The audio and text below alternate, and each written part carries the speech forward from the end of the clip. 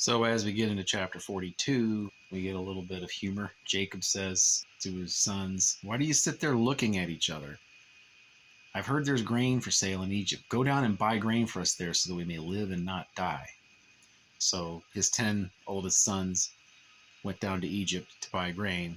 He wouldn't send Benjamin because Benjamin was all he had left of Rachel and he was afraid to lose him. So Joseph's 10 older brothers have to come down to him to buy grain, and they bowed themselves before him with their faces to the ground in fulfillment of the prophecies of his dreams. Now, Joseph hadn't seen them since he was 17. They were much older than he was, so he changed a lot in the time between he was 17 and now he's in his late 30s. Whereas since his brothers being older, it was easier for him to recognize them than it was for them to recognize him.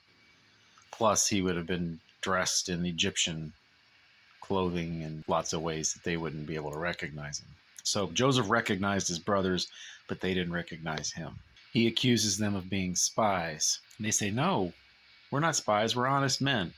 Well, they weren't spies, but they weren't honest men. And Joseph knows that because of what they had done to him. So they tell him that they are 12 sons, one of whom is dead, one of whom is back with his father.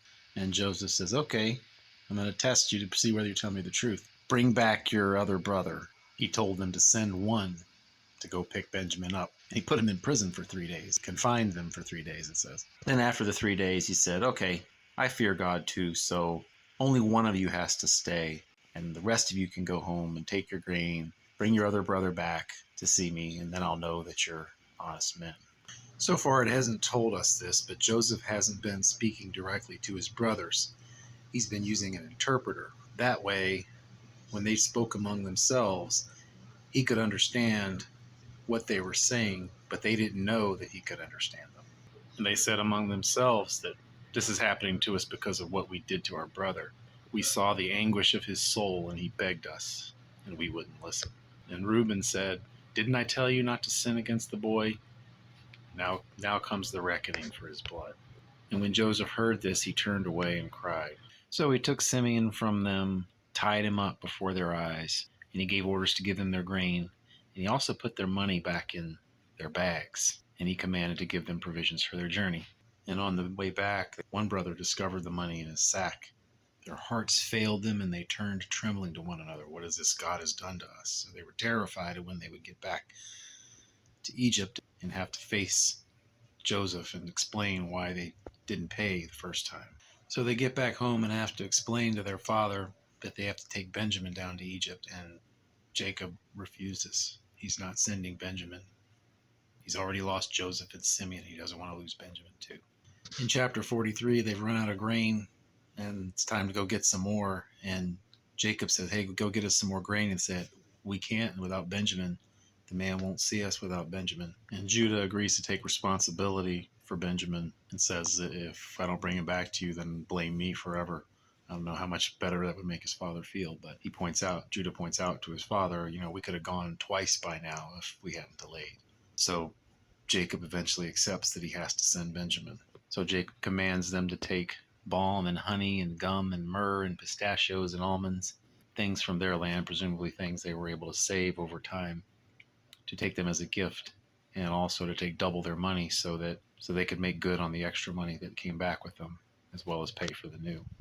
So they got down to Egypt and stood before Joseph, and Joseph saw his younger brother Benjamin, and he commanded to get ready for a feast at his house. And the brothers went to the steward and explained about the money, and the steward said, "We had the money. Your God, the God of your father, has put treasure in your sacks." So all was good with the money.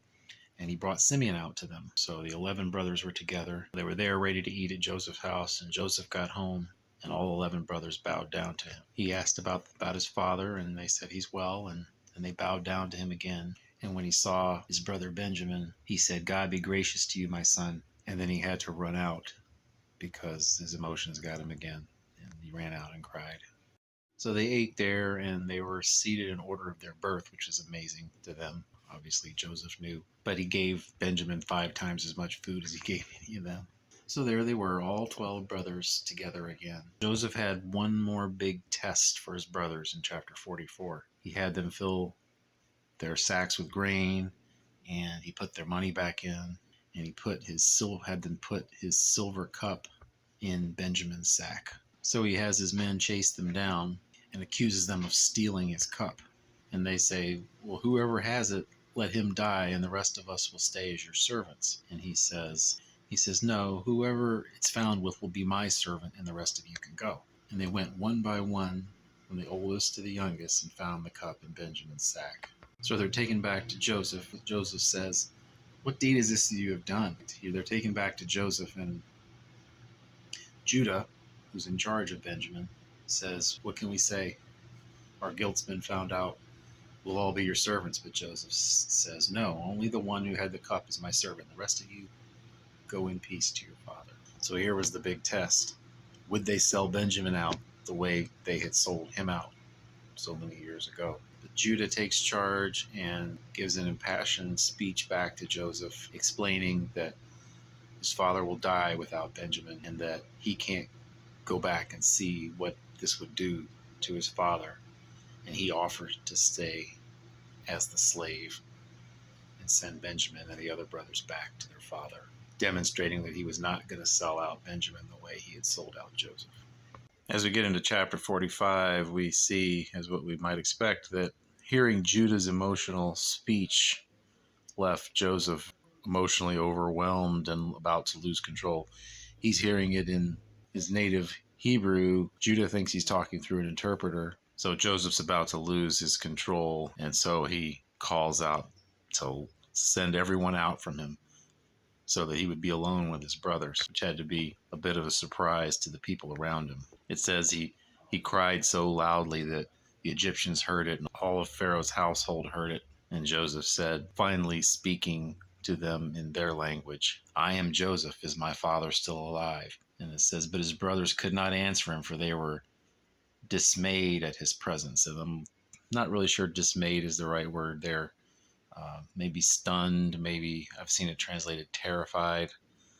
Whatever it happens to be, they couldn't answer him at all when they see who this is. And it might be natural to ask, he already knows that his father's okay. He asked them earlier, and they said yes, he's doing well.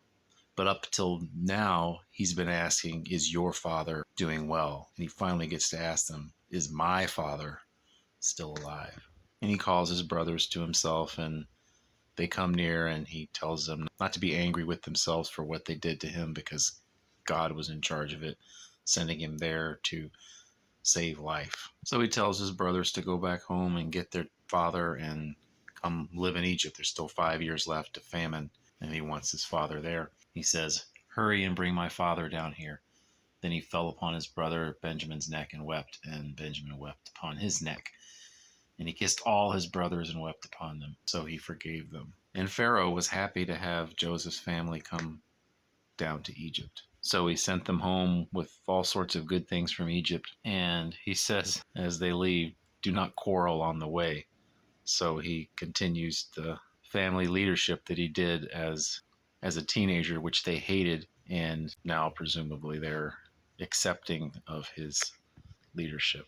So they went back to their father and told him Joseph's alive and he's the ruler of all Egypt. And he didn't believe them at first, but when he saw all the stuff around, then he believed it. And it says, the spirit of their father Jacob revived, and Israel said, it is enough.